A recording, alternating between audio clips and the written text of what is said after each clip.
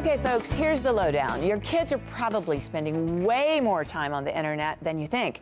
And when you add technology toys and gadgets to the mix, well, you'd be astounded to hear just how much time that actually amounts to.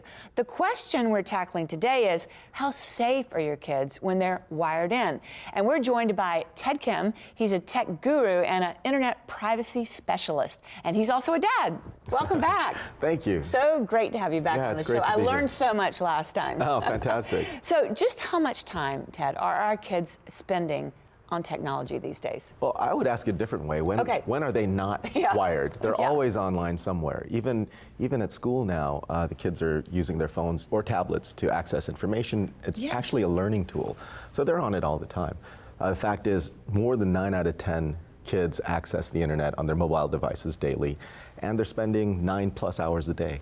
You know, what are some of the hidden dangers of being wired in, particularly our kids? Yeah, you know, it's the connectivity issues. It's the fact that everybody out there suddenly is available and accessible to your children.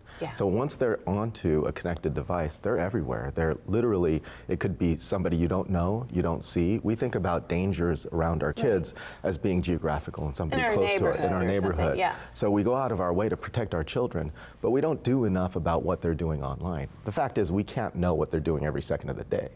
So they could be talking to somebody we don't know. Now, you're saying essentially that hackers now have a way to possibly see what our kids are doing online, even though, you know, I say, no, they can't, but they can access them through some of these new toys, right? That's absolutely correct.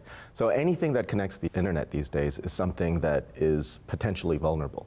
There's this thing called the Internet of Things. Our refrigerators, our washing machines, our thermostats, everything is connected to the internet now, and that includes toys.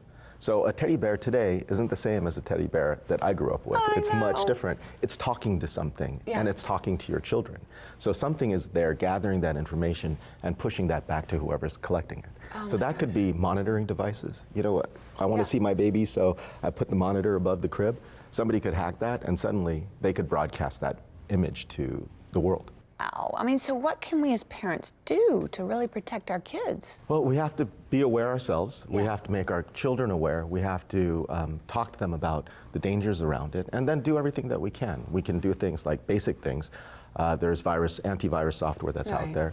There's something called a VPN, virtual private network. That what it does is it masks your IP, so it makes it private. So if your kids are online, your kids are private and anonymous when they're surfing, which makes them, they're not a target at that point because they're virtually invisible. And whatever they're doing, if they're sending pictures to their friends and they're sitting at Starbucks, then that's okay too, because it's completely protected. Okay, now, but your company, you've been here before, and you do this. You can help me or any of our viewers protect ourselves and our kids, right? That's correct. I mean, we can do our best, but part of this is letting people know about these dangers and also potential solutions. I mean, we have to be vigilant about how we protect our children and what they're doing. So I need to take that step forward and be proactive in protecting my kids in their data lives now. Talk to me about security breaches.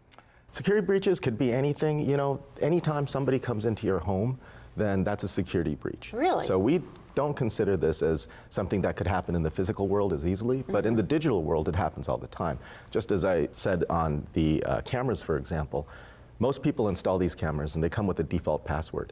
So this default password, most people don't change. So if somebody knows that that company uses that default password across 1 million devices, they suddenly have access to 1 million households. You're a wealth of information. Tell me just a little bit more about your company. Well, it's called Private Internet Access, and what we provide is VPN services, and that really does two things. It masks IP, and it encrypts your data. So on the privacy side, you remain anonymous, and on a security side, all the data that you're transmitting is completely encrypted and protected. I need you in my home. Our viewers need you in their homes. And one more time, where can we go to find out more about your company? PrivateInternetAccess.com. Okay, so any questions or just taking a look at what you do, we can head there. Absolutely, and we have 24/7 customer support. You can ask any questions. It's not just for customers. We're all about letting people know and inviting people into the conversation. Okay, I'm sure a lot of our viewers are going to head to that website. Thank you again for joining us. It's always great to have you on the show, and come back. Thank you, anytime. All right, and folks, don't forget you can also log on to thebalancingact.com for more information, and don't forget to follow us on Facebook and Twitter.